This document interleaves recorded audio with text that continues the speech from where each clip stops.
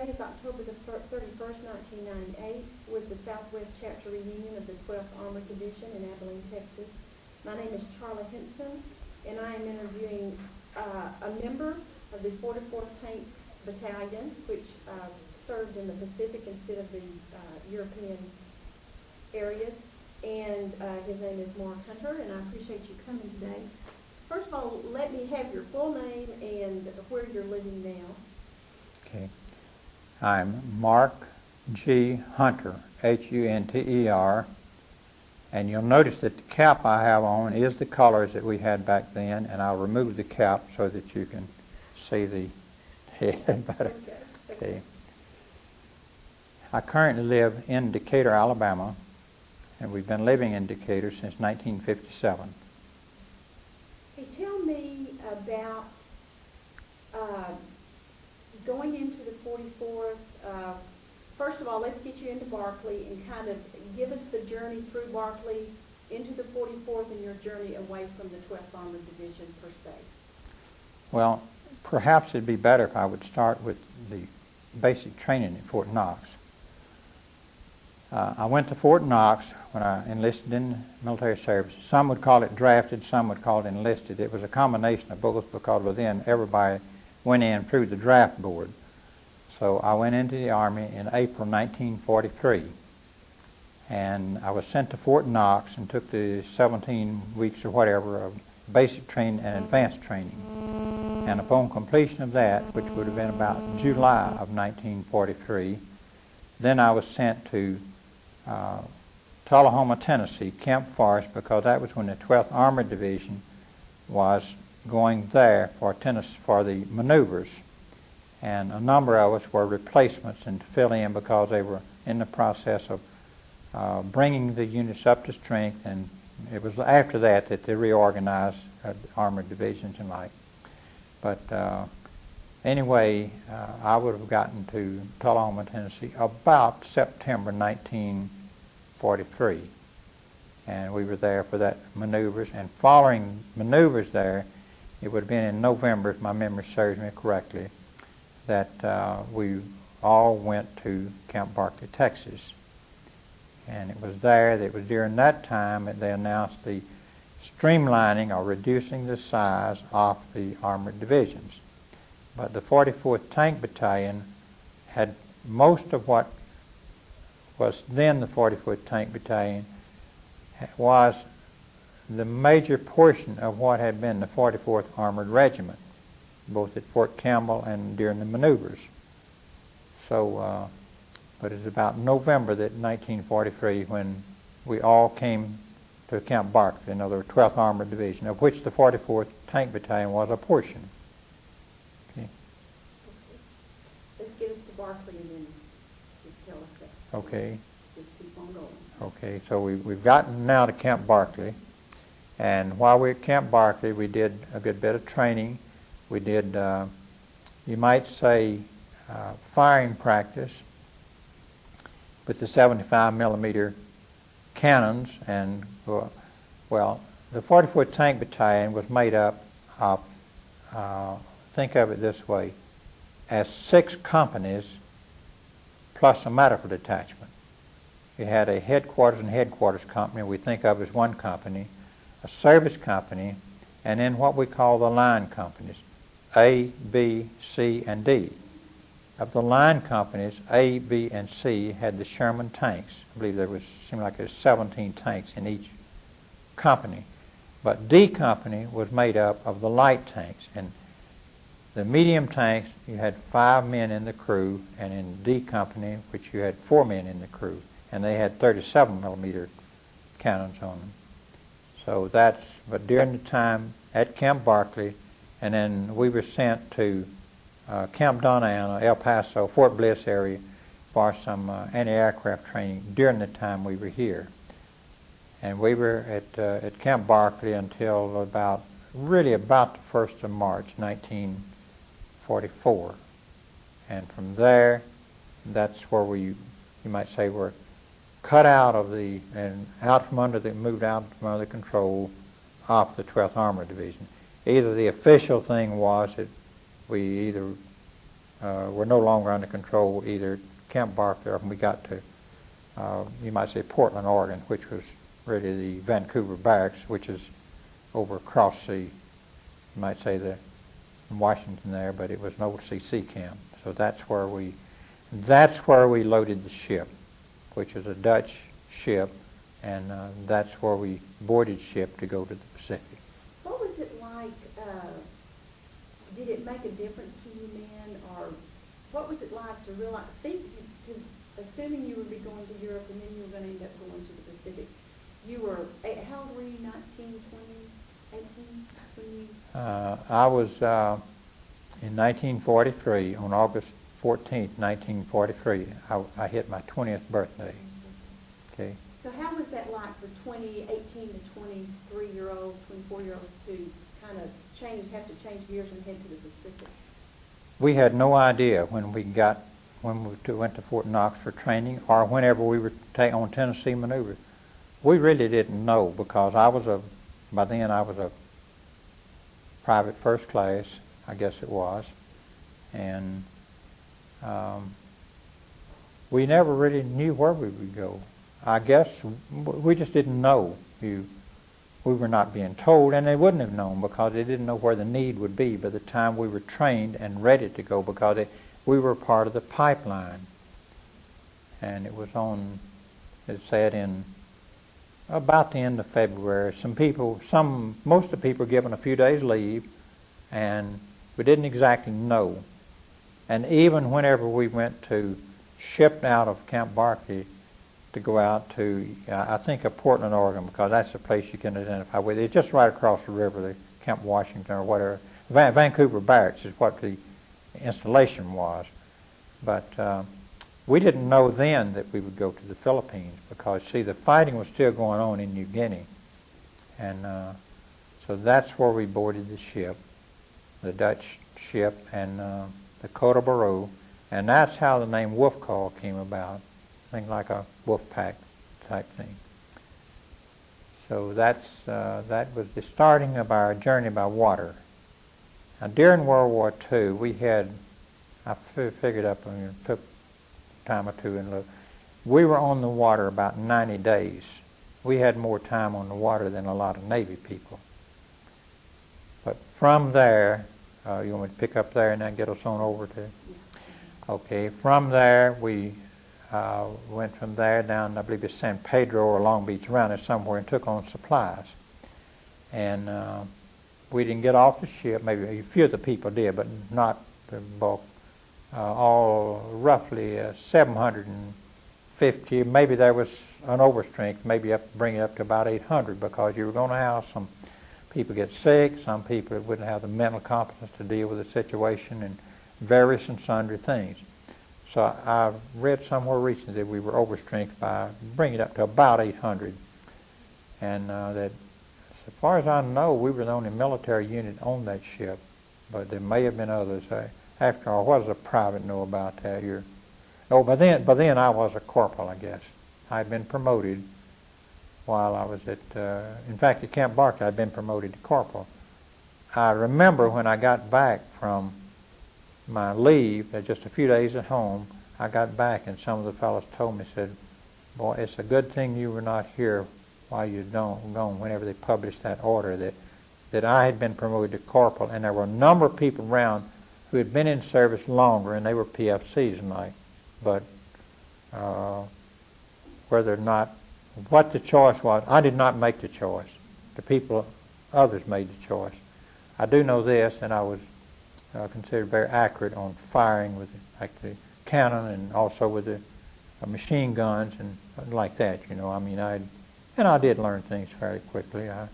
Not in the sense of braggadocio, but that's the decision. I did not make the decision. I didn't get asked want to be a corporal, and none of that. That was all somebody else's decision. So anyway, we get out to California. They take on the supplies, and then we go on to New Guinea. I'm sorry, one thing. Did you take your tanks and stuff with you, or were they already? No, they were shipped over later. Later. Okay, right. We had turned in our tanks in Tennessee, or I guess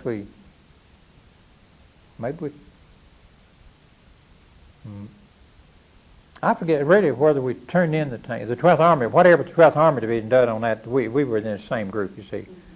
So anyway, I know that the 44th Tank Battalion, when we left Camp Barkley, we did not take any vehicles with us. That was because we were going to get new equipment over when we got overseas. So we were on the ship some 51 or 52 days, depending on how you slice it, and crossing the equator and these other things like that. And we were, along with that, before we finally got to our destination to unload the ship, we had been in Milne Bay, New Guinea, which is at the southeastern tip, a very fine deep water port.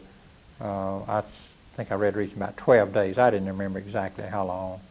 But then we were on up the coast on the north side of the island of New Guinea, and it was Finschhafen, which was a kind of a jut out in the sea, and that's where we unloaded. And we were there until about, I think it was about September, maybe the latter part of August or something. But while we were there, we got new equipment, new tanks and whatever else. And there were men that were picked to, that went over with that equipment. One of the people happened to be in A Company. There were others. We got replacements over there. There are people that, that are listed in the Tank Tracks book. And that's what basically I worked from, the people who are listed in that book. And that book, of course, the cutoff on it was about the time we went on to Japan for occupation. There were other people assigned in there that didn't get listed, but that's just the way it was. So now we're in Finschhafen, New Guinea, and then loaded there and went across to the Admiralty Islands. And that's where we began to link up with the 1st Cavalry Division. Except there were maybe both C Company and B Company. They had been, as soon as we got the equipment almost, C Company was shipped out to on up further northeast of Finschhafen, and they were in the battles right off. You find that written up in the book. And that's why you see a separate history of C Company, because they were away from the battalion so much of the time. They did not link up with us again until after Manila, after the Manila operation, in other words. And B Company linked up with us, they linked up with us on the way to Leyte Island for the initial landing. Was that part where y'all just kind of, were you doing more training or trying to acclimate to the weather? What Yes. was the purpose of all that? Okay, on the way over, they began to give us Atabrine, A-T-A-B-R-I-N-E. That was a little yellow pill, as I would recall, about the size of what you'd know as a coated enteric aspirin today. Maybe it was a little smaller. And it was basically a substitute for quinine. By taking it, you might have malaria, because malaria was very prevalent, but you would not feel the effects. You would not get the fever and chills. So we began to get acclimated to it on the way over, I guess it was. And then you had to take them maybe every day or something. I don't remember exactly how often. I know I brought some home with me, and unfortunately left them at one of the reunions and took care of that. But I don't remember ever having chills and fever, maybe one time overseas. I knew what malaria was because we had lived in Arkansas Delta back in about 1932. And so I knew what chills and fever were. Most people didn't know what malaria was. But it did serve very effectively, and our skin turned yellow, and like that, it showed the colors. So but we went to the Admiralty Islands, which 1st Cavalry had been involved in liberating, or you might say taking that from the Japanese, the two main islands, Manus and Las Negras. And we got there, and then while we were there, we had amphibious training, like you might say the getting ashore or getting off, going down the nets, or these ships, and you go down the nets with your field pack and your weapon and steel helmets, and like you'd go down on that big net, down into these smaller, what's called landing craft, like landing craft infantry, or they had other like landing craft, LCVs, landing craft vehicle, then they had LCTs, landing craft tank, different sizes, and where you'd do a beachhead and the vehicle go ashore, or if it was infantry, you go and you may wade water in ways. And so there, we were there for that little period of time, and then early October, and they put the flotilla together. Some say 600, some say 800 ships afloat. They say it was really more than made the landings in Europe, because they could just go across back and forth the channel. But this all had to be put together from down the South Pacific and bringing them in from everywhere so they merge there and come together. So that's it. And then we did land on Leyte Island on October 20th, 1944. That is extremely well documented, and we all remember it quite well. Explain, see if you can put yourself back into that landing and tell us the picture of that, of your landing. Well, I remember the day of the landing, and again, it was never quite certain exactly where we would go to, because, see, we were not being told a lot of this. After all, at that point, I was a corporal, and at that point, I had been a gunner in a tank, but I had been reassigned. In fact, for a while, I was a company clerk. A company clerk, again, I was so ignorant back then that I didn't realize the importance. I knew the service records were important, but I didn't realize what a good job I had. I should have been satisfied with it, because I wanted to get back in the tank, or I wanted to get in there with the fighting. But I learned a lot of the servicemen's numbers, the serial numbers. I mean, a fella come in and want to enter something, you know, your number's 34629828, or what? Oh, where do you learn that, Mark? Well, you just work with them. And so anyway, so by the time we made the landing, I was not assigned to a tank crew. I was like the liaison sergeant. I was an assistant to the first sergeant. And so that's where it was, and, you know, grew up through there. But I did have a fairly good map, which I'd put either cellophane or something over to keep it. The moisture is so humid there. And I could figure pretty well that I thought that's where it was going. All indications we would land in the Philippines. And then it became more indications at which island there. And very few of the people even had as much as a map. Whether it's one I carried with me or whatever, but, you know, at least the fellows would come and they'd look for what I had there. And so that's how we ended getting up to there. The day that we landed, you want me to go from there? The day we landed on October 20th, we were on I was on what you call like a APT or something. It was a Navy ship, and it was the one you'd go down the nets on to get down into the landing craft. And it was, they got us up real early, and we had whatever the traditional Navy beans and whatever for breakfast, and I guess that's provided enough gas. We got ashore and had to swim on in. We had some propulsion or something. Anyway, the Navy is so hung up on those Navy beans. But anyway, it must have been about, the tanks and like had already gone ashore, the initial waves had earlier, but seemed like it was about 10 o'clock or something when, like, the ship I was, you might say the contingent that I was with, and we would be on the craft, and we went ashore and landed, and then like the group I was with, you know, it was kind of like where the company clerk or these other different specialties were not assigned to a tank crew. We stood in the water all day up to either here or here on off here, and unloaded ammunition off of these smaller craft that would come in, and the ammunition was in like wooden boxes, and then wrapped in that was a more or less the rounds of ammunition were in there, and that was in a more or less like a enclosure, like a casing, and more or less like tar paper or whatever to keep it more or less waterproof. And we would take it off that small craft and try to float it ashore. And if you could keep it moving in the water, it would float. If you dropped one, it just went down. You just grab the next, and no telling how much ammunition went down there because, you know, everybody's unloading. We're loading, stacking it ashore and like that. And then later in the day, we got whatever. Then we went ashore and dug foxholes, and some did, some didn't. But that was our first night ashore. That was our first touch of combat, and all during the night you'd hear the artillery being fired. You might hear small arms fire. You'd hear something come in. You didn't know where it's coming from, who it was.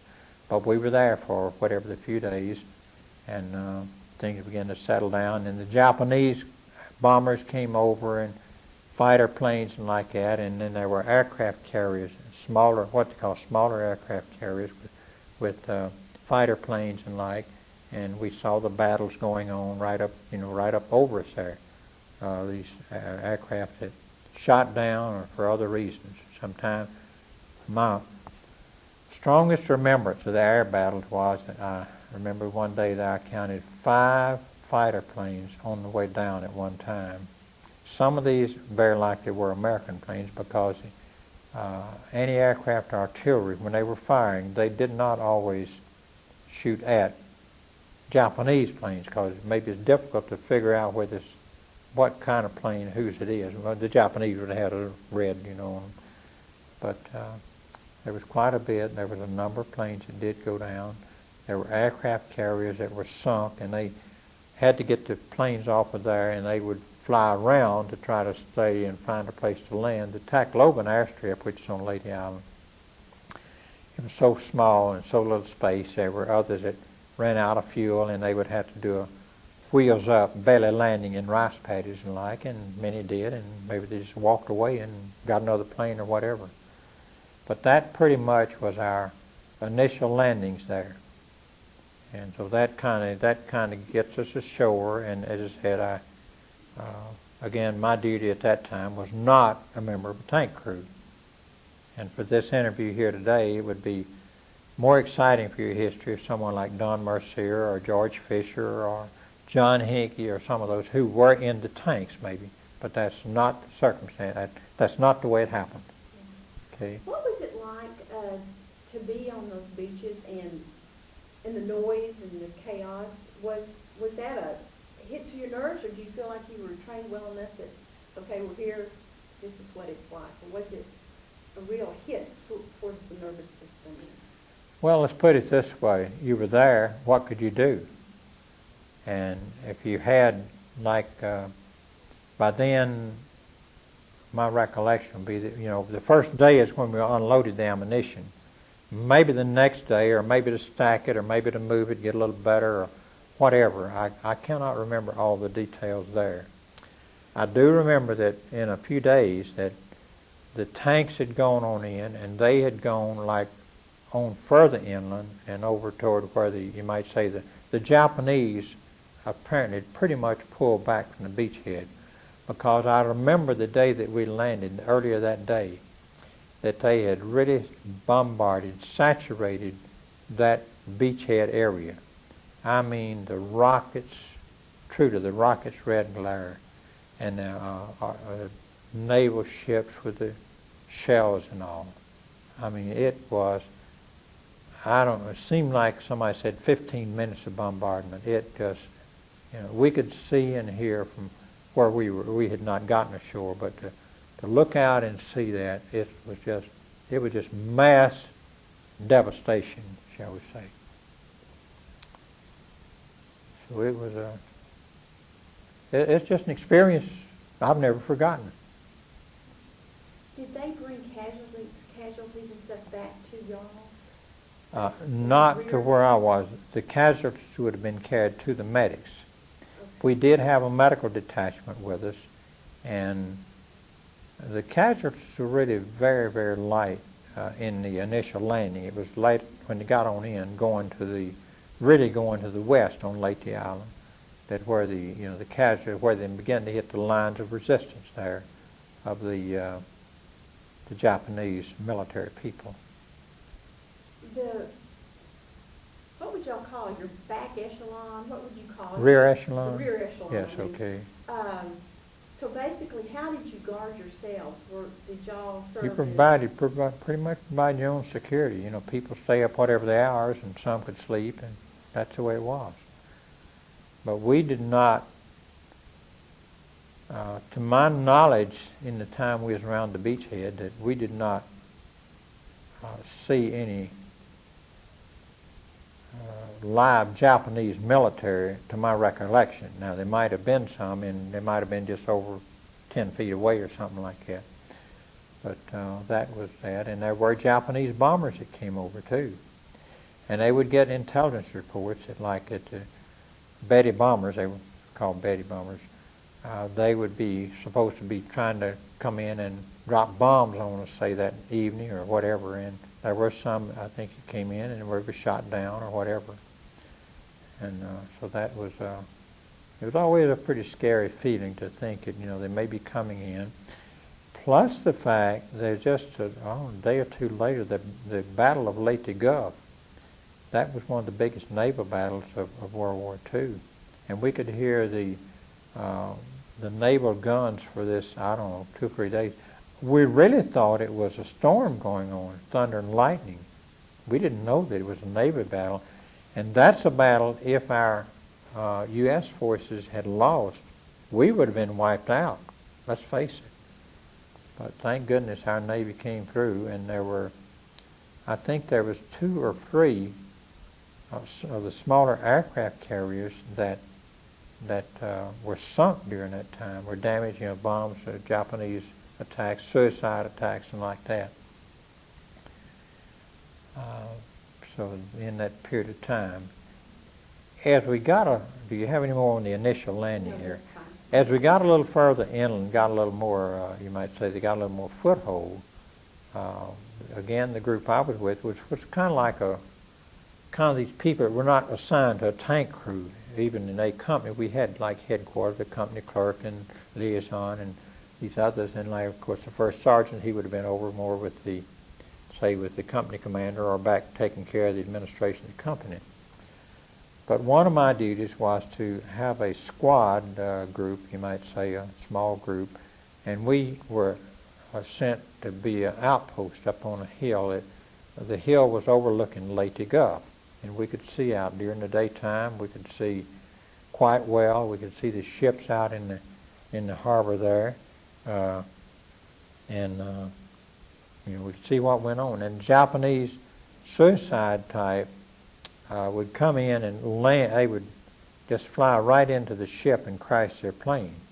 And again, one day I saw 3 different planes coming in, and each of them crashed into a ship that was out in the harbor there. I mean, just, you know, it's just that way.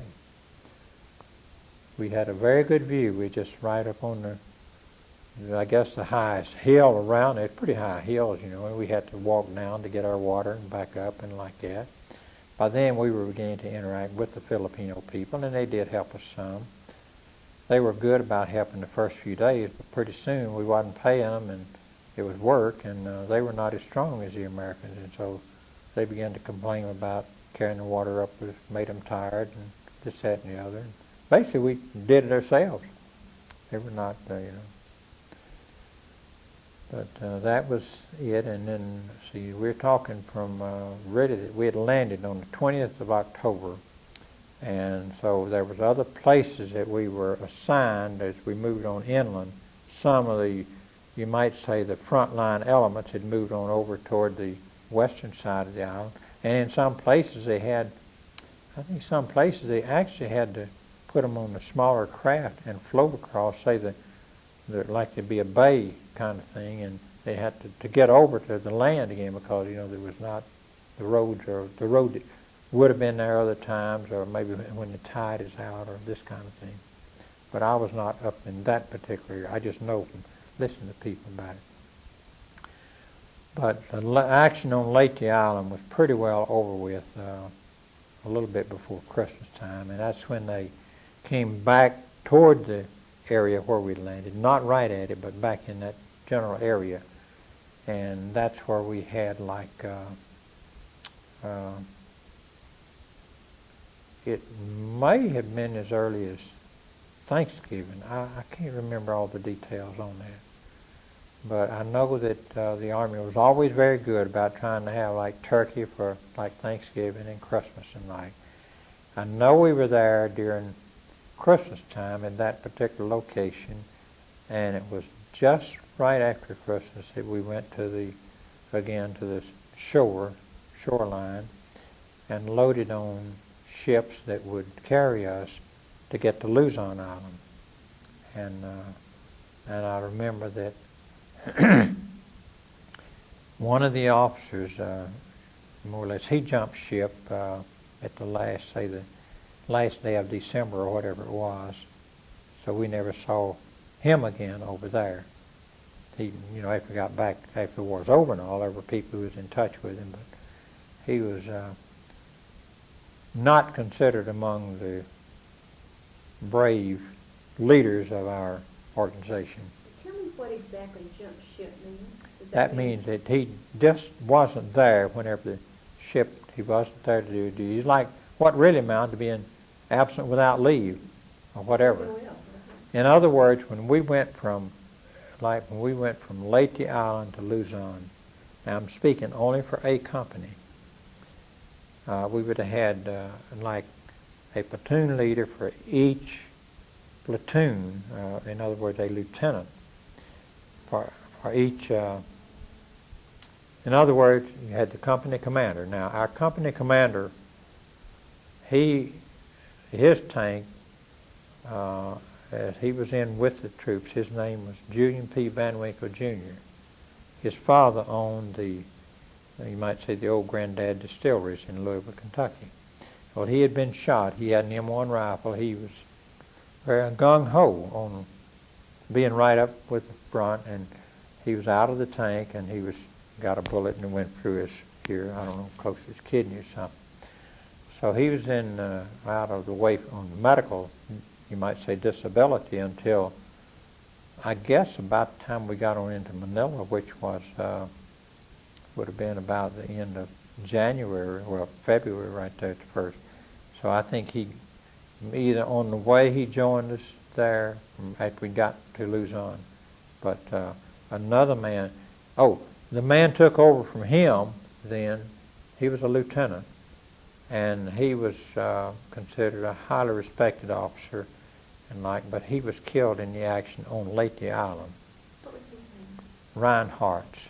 He was highly respected. He had been a member of you might say, the battalion staff.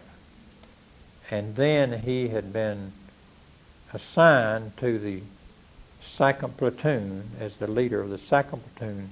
Now we're talking A company. Because that platoon leader had left us back in New Guinea, I guess it was, supposedly with a chipped ankle bone. His name was Lieutenant Parks. And so Lieutenant Reinhardt, when Captain Jan Van Winkle was injured, then Lieutenant Reinhardt took over, and he was killed on Leyte Island over on the western side. And then another man took over. He was the motor officer, I believe he was. Maybe he was one of their platoon. Anyway, be as it may, he was not considered a very successful leader at that point in time. So be as it may, when we left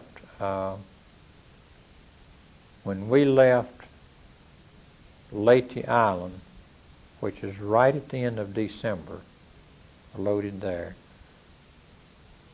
our company did not have any officers that we had when we landed, let's say when we left New Guinea. They had either like the one that more or less jumped ship, had been one killed, and of course the captain had been injured. And so really it amounted to the platoon leaders, the sergeants who were like staff sergeant, I guess we'd call staff sergeant then, because the buck sergeant would be like a commander of a tank. And so they were these staff sergeant for you had a staff sergeant for each platoon. That's like for the 5 tanks and their crews. So the staff sergeants literally were the acting officers for, say, each platoon. Each platoon had, was authorized like a lieutenant. So that's pretty much the way that was there. So, when y'all left Lacey, had there been a lot of casualties, or it just happened that the captains and stuff had been killed? Well, we had several casualties. There were some who were killed on Leyte Island, but not that many. The really heavy stuff was up, right there in Manila.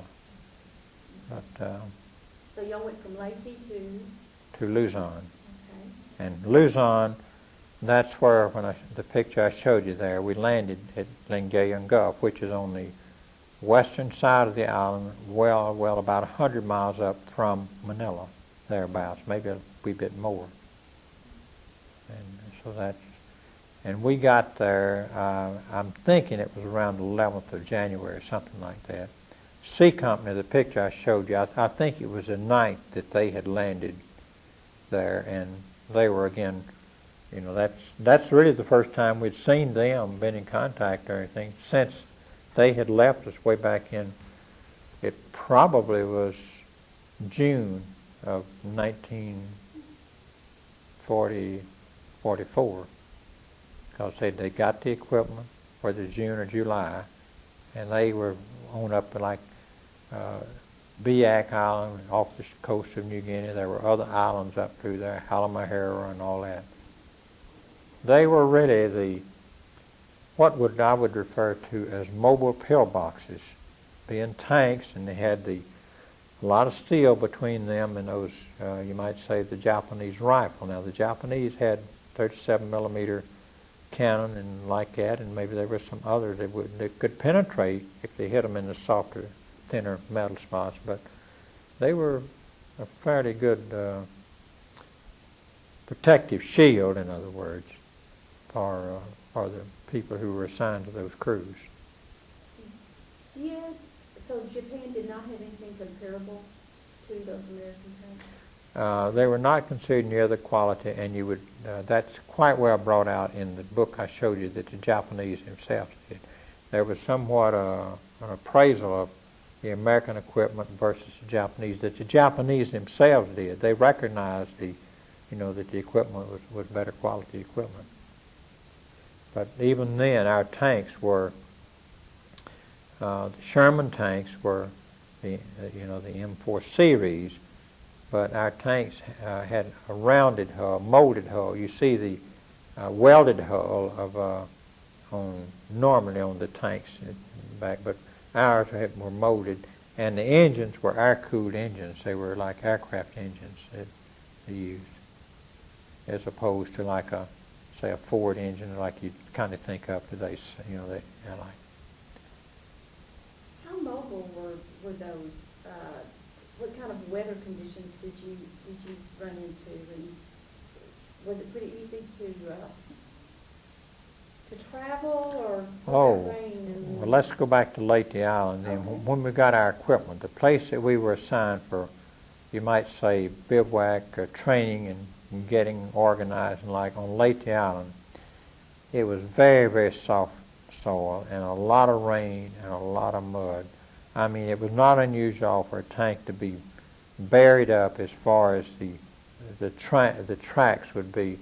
The whole, you might say, the tank would be pushing mud. It wouldn't be pulling through. It'd be hard to get a footing, in other words, because it was so soft. And you'd see a tank going along.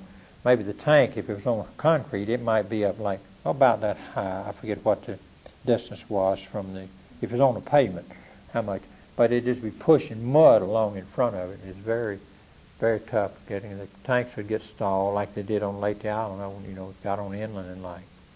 And sometimes they'd get them out or maybe have to abandon or whatever.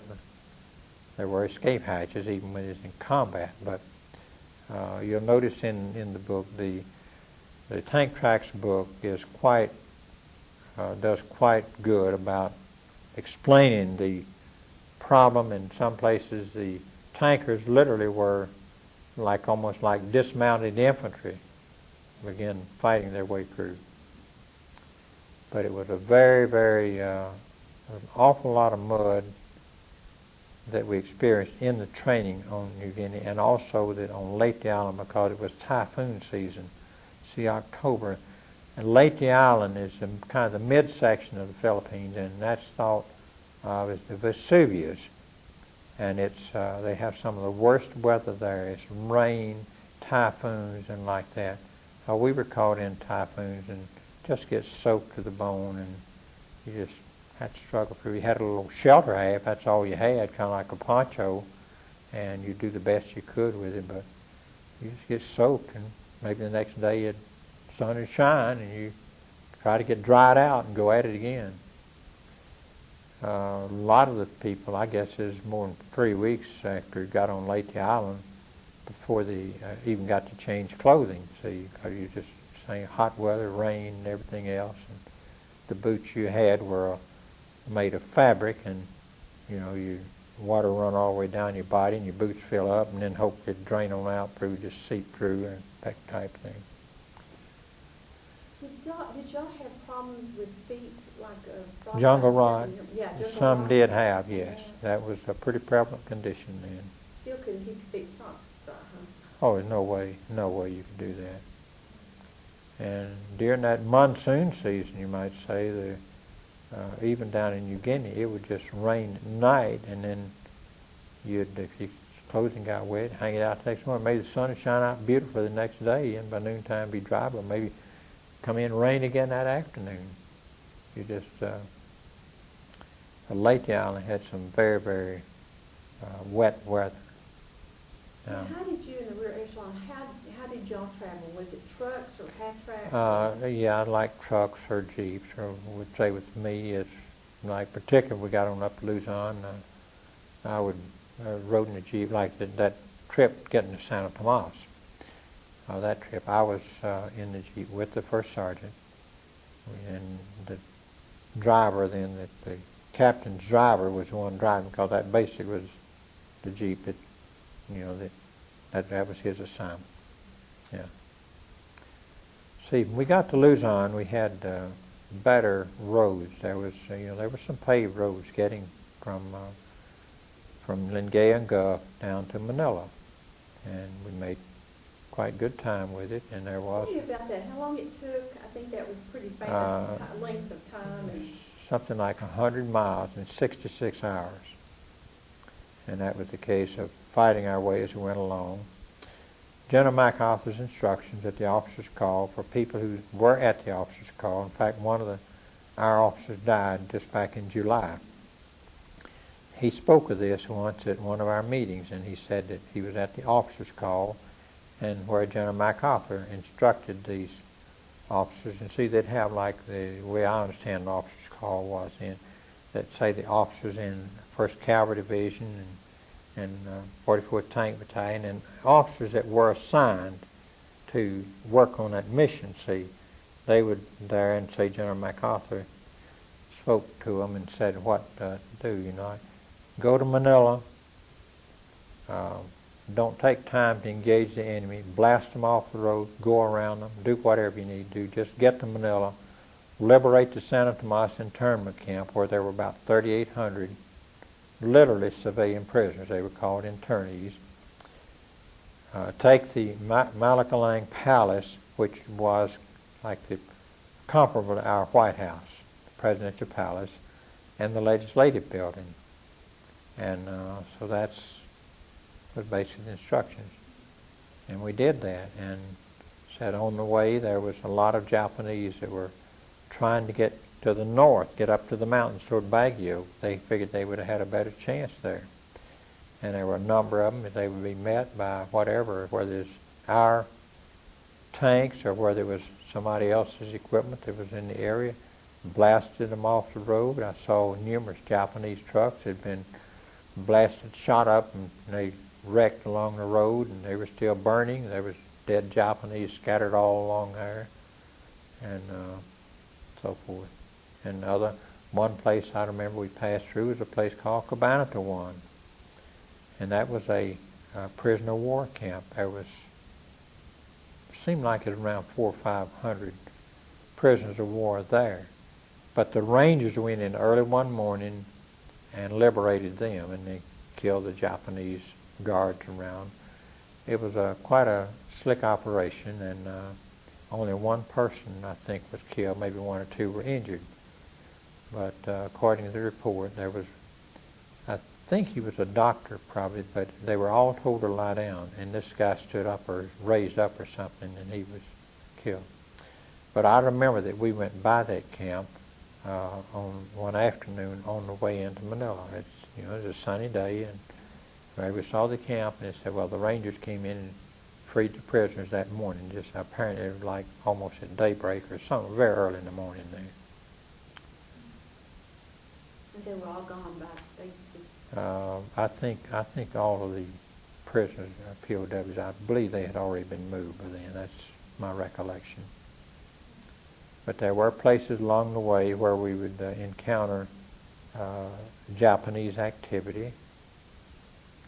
I can remember well one morning that we were having breakfast, and this Filipino fella came up and came running over to where we were trying to fix breakfast with scrambling eggs in our mesket, over the fire there, and said there's some Japanese out there. And I remember that Sergeant Frederick, 3rd Platoon, he and one or two of his tanks, his tank plus one or two others, they went out there where this shack was and said that's where they were, and they shot it up pretty badly. And as far as I know, I don't remember if they took a prisoner on that deal. I know they came back in a little while. It's just like kind of taking a break while you're having breakfast, and came rolling back in, and there was the Japanese machine gun sitting up on the back of the tank where they had gone for that activity.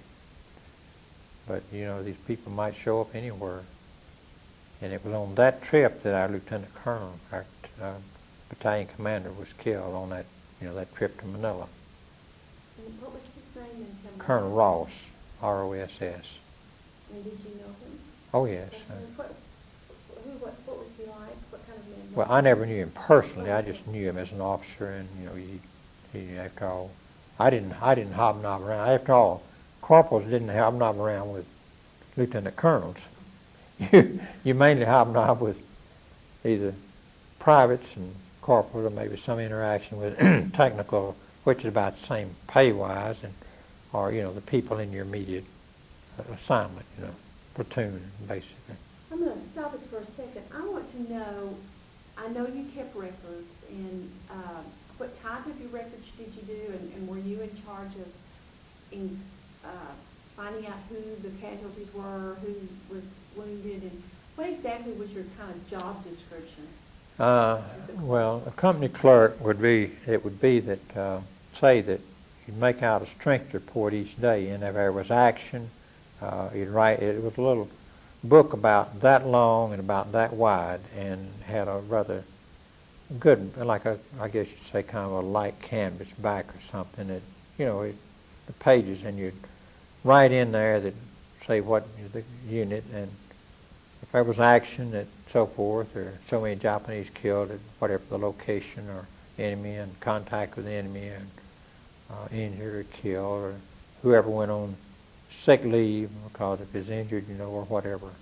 So that's the kind of record. And those are the records that would be in St. Louis even now if they didn't get burned in the big fire years ago. And in spite of what we were told, that I understand that most of those records are probably still there.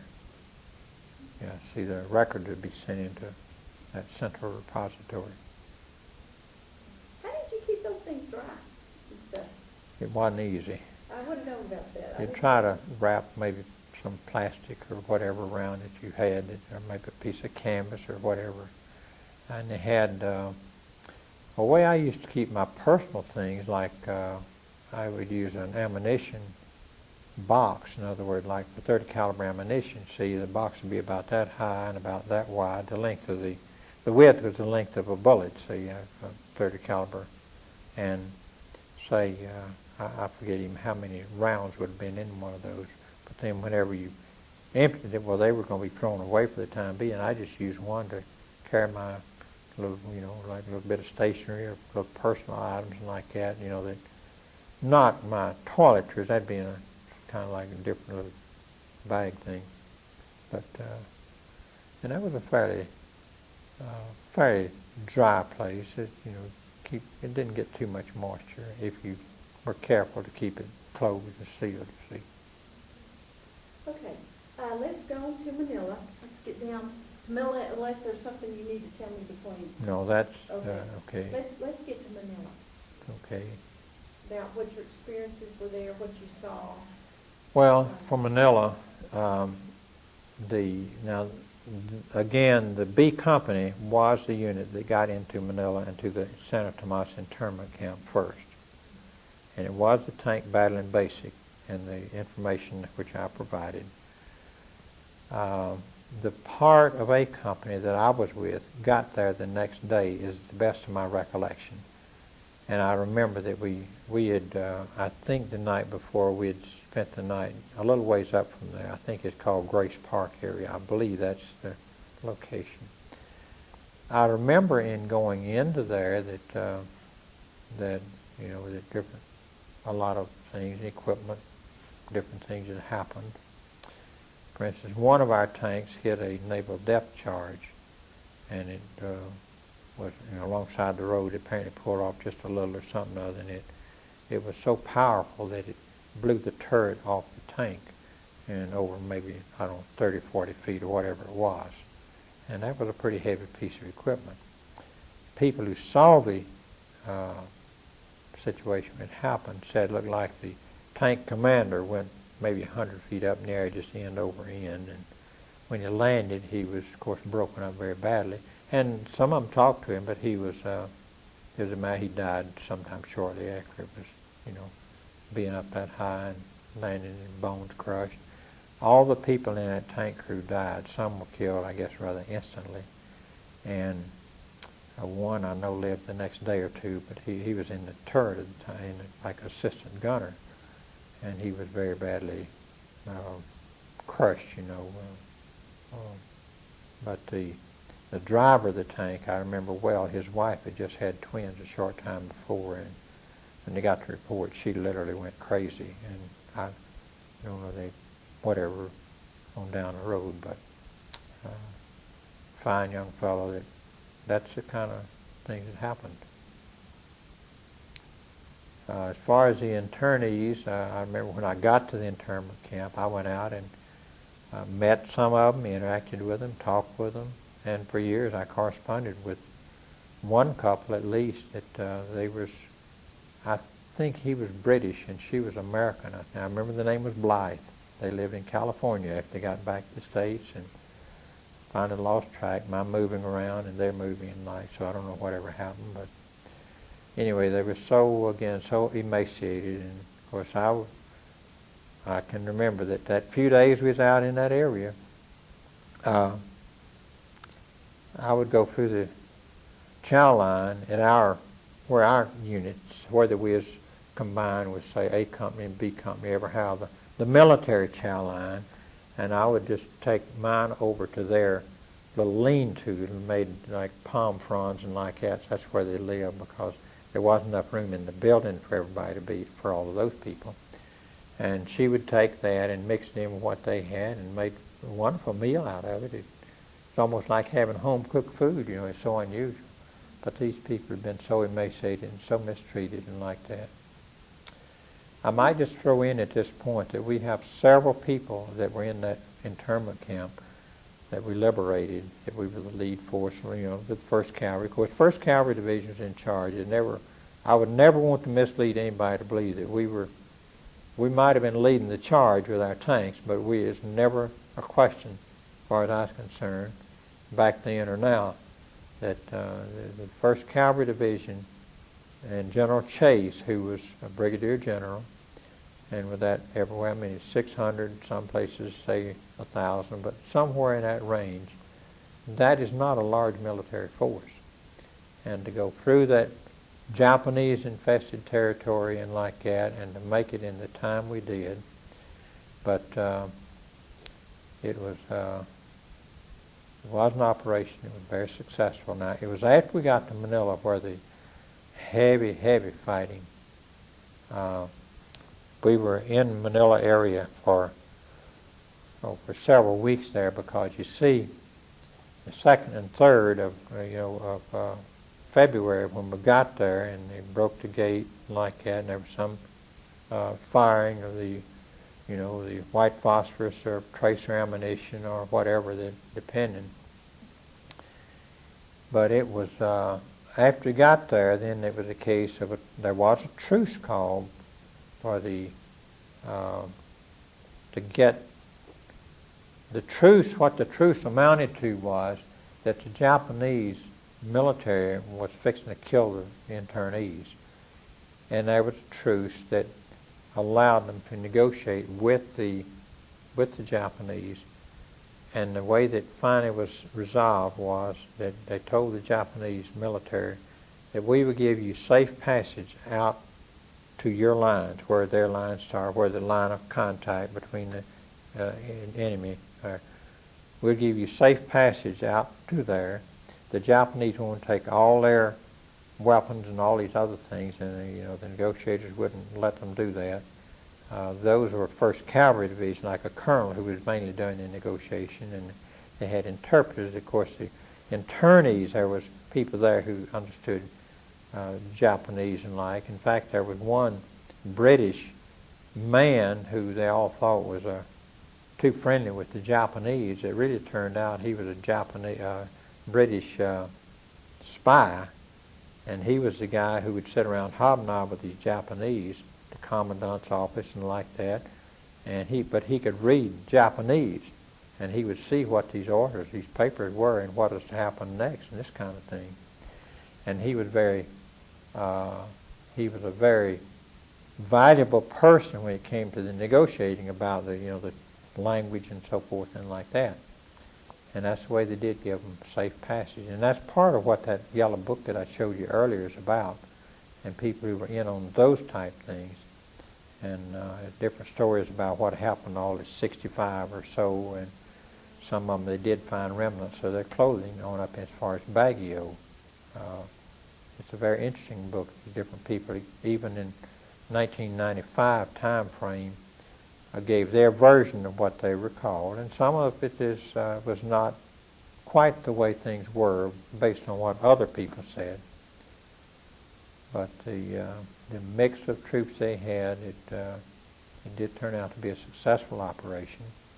And in fact, the Navy lieutenant that was with that column, he was assigned to as a bomb disposal officer, and he again was traveling with Army troops, and he was the one who disarmed the fuses at bridges at 2 different instances there, and so that the bridge didn't get blown at that time. Later the bridge was blown because they didn't leave people to secure it, but would have saved the column considerable time by doing that, because of rather not maybe a wide river, but deep enough and so forth that you would have had trouble fording it.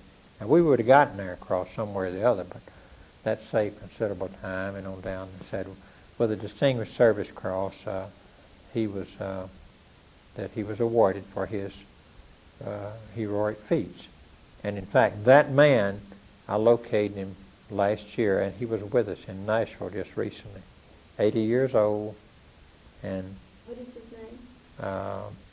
Pat Sutton, James Patrick Sutton. He lives in Baroda, Michigan. He was very, very glad to have been located. He'd never attended a military unit reunion, any of the people he served with, and he was so happy to have been with us, and I gave him a cap that indicative of our insignia and like, and he brought the old cap that the cavalry had given him, just a kind of a soft cap, kind of like a baseball cap, and they had put a 1st Cavalry Division shoulder patch on the back of that cap. He had it with him at that reunion in Nashville, and I told him after 54 years I thought that he was entitled to a 44th Tank Battalion cap that again was blue, not yellow like mine, but because see, the blue, that yellow was for armor. If it had been blue, it was for infantry, but the blue was wasn't quite as dark as the navy blue that the Navy had. But you might say, assured him that here's one that's representative of closer to the Navy color, in other words. We had kind of a good sporting thing over it. What would be, as you've heard the men talk, sewer tankers or whatever, What? as you have listened to Yeah. your friends who were in the tankers and Yeah, everything, okay. tanks, what would a day look like for them? What was, or I don't guess there was an average day, but what did they face every day? Every day would have been different when you're in combat. It really would.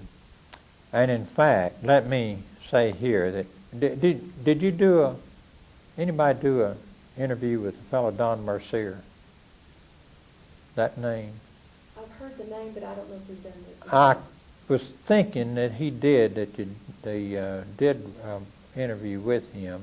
Dr. Williams might have done it because I know he's. If he did, it's well documented, but I would like to say this in behalf of C Company, which was not with us on that flying column.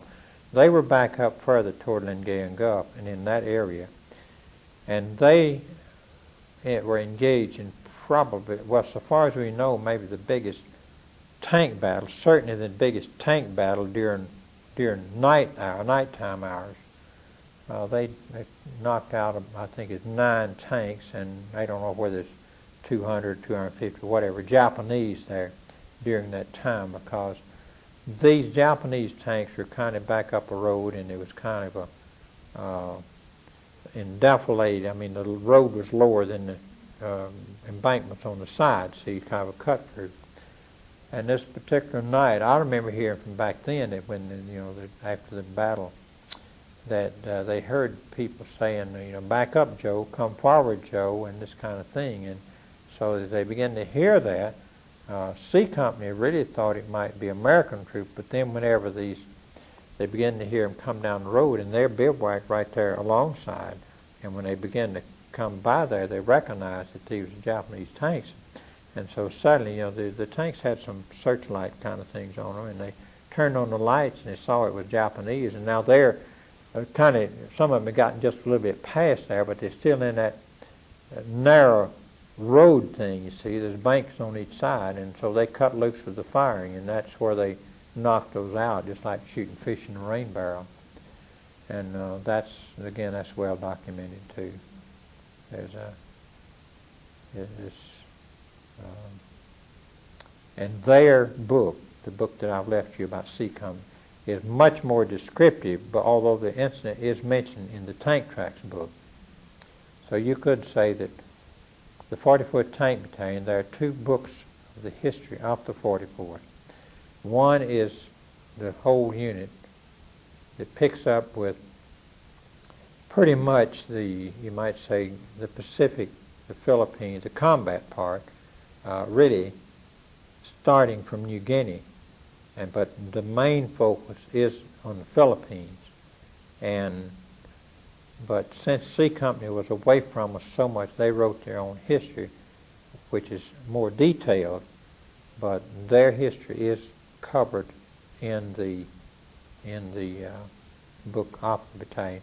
And in that it has the names and addresses of the people that they had on the roster back at that time, you see. Now, there's a lot of people who were later assigned, and some who were assigned earlier and had already been sent home for some reason, maybe got disease, or some people cracked up or something like that, and maybe they didn't get mentioned there. I've located several that I saw on the roll or the roster that I could never find their name, and then when I'd call and talk with them, I'd say, how did you get on our roster? And they said, well, one of them said, well, he was in New Guinea, and that the tank track broke, and when it wrapped around the cannon, the gun barrel, it caught him on the shoulder, and he was never, able to get back in shape, and they sent him home. He died just recently, incidentally. Another man got the jungle rod, it was called, from the boots, or the boots then were of a canvas type, and they were not waterproof, but pretty good they wasn't. The water would seep on out, and if you march long enough on drier land, your eventually you'd squash all that out and go from there. It was not pleasant weather conditions a lot of times we were over there. If you were to think through all the time that you were in the Pacific, is there one day that stands out in your mind? Yes. The day that stands out in my mind most of all was the day that we learned that Japan had surrendered. And that was August 14th, 1945, because that just happened to be my 22nd birthday. So that's one birthday that I have always remembered, and a very glorious birthday it was. I should have brought you a copy of the birthday poem that my wife wrote on the for my 75th birthday that I celebrated recently. Maybe I've got some at home. I didn't find them the other day, right when I was getting yesterday morning when I was trying to pull the final things together. But really what I did was a reverse birthday gift to the children and the daughters and the son-in-law and grandchildren like that. So I gave them each a rather generous check and said, this is a reverse birthday gift. Like each of the children, they got their $750, $100, $100 for each birthday, each day, a birthday each year. So 70, yeah. How did y'all find out? Where were you when you found out that the war was morning, afternoon, evening? Where were you at? My recollection, it was over in the afternoon, but I'm not real sure of the exact time. I know that we were south. It would have been southeast of Manila at a place called Canlubang, and that was more or less the staging area that we would getting ready. We were training to go to Japan. We'd gotten in some of the people who had more points then had already been sent home, and we were getting replacements. And these people were being trained, and they had a rather new device. It was napalm. Napalm was more or less, think of gasoline, I guess, and they had to put chemicals in there, powder or whatever, and it would be jelly. And so you would fire. It had a tank there, and on the right side of the tank, say the medium tanks, it was like a tank, and you could fire, and then of course the spark would set it off. It would be quite a cookout. In other words, that you fire that napalm, and it would just sear whatever. It barbecue. Listen, it was devastating. Yeah. I've talked with a number of the replacements that we were getting during that time, and they were said even there at Canlubang, they were away from the main contingent because they were over being trained to use this special equipment. Yeah. That was during the time in there. There was, I know that on the trip to Manila even, by then they had developed a rather, it would be considered very crude now, but it was the early stages of a night vision, for night vision. I remember looking through one of them, and you could look through there and you could see a man was moving across out, say 20 or 30 feet away. Were the glasses, goggles? What was it? It was just like kind of like binoculars kind of thing, but you look through it and you could see if there's movement.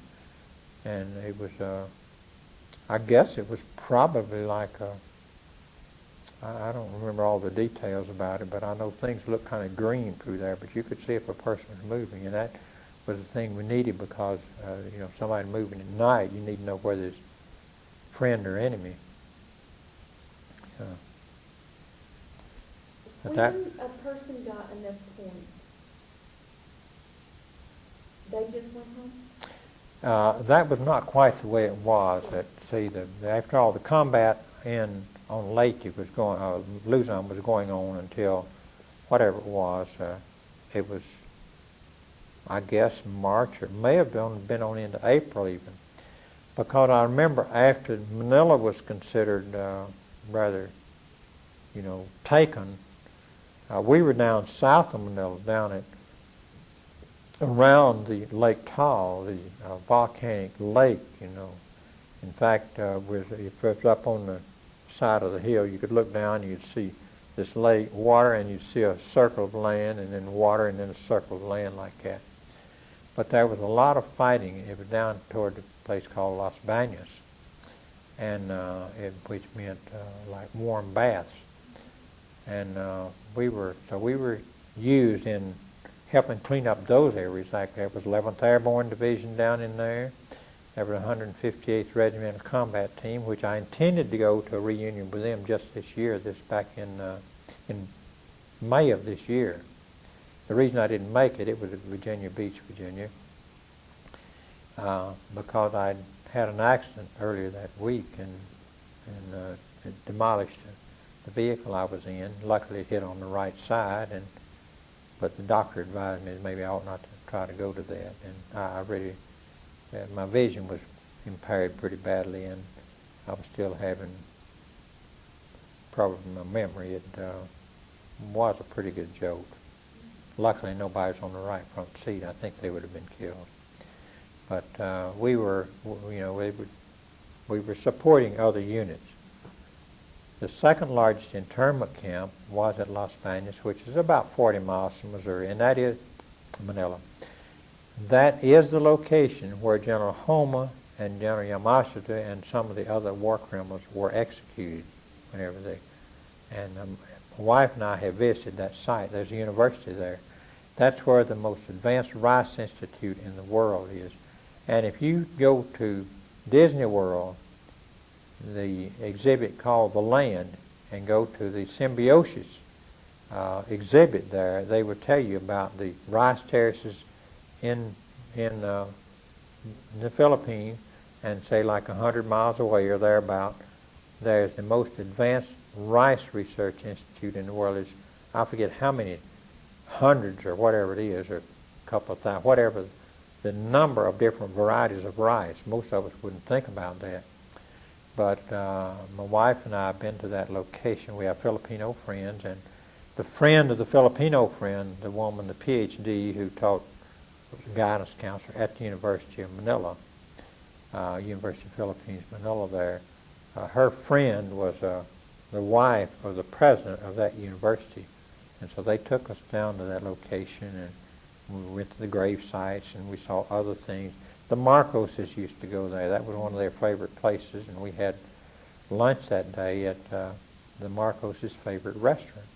And they were but that was we went to where that internment camp was, and it was about 2,100 internees at that location, but we were not involved in that operation.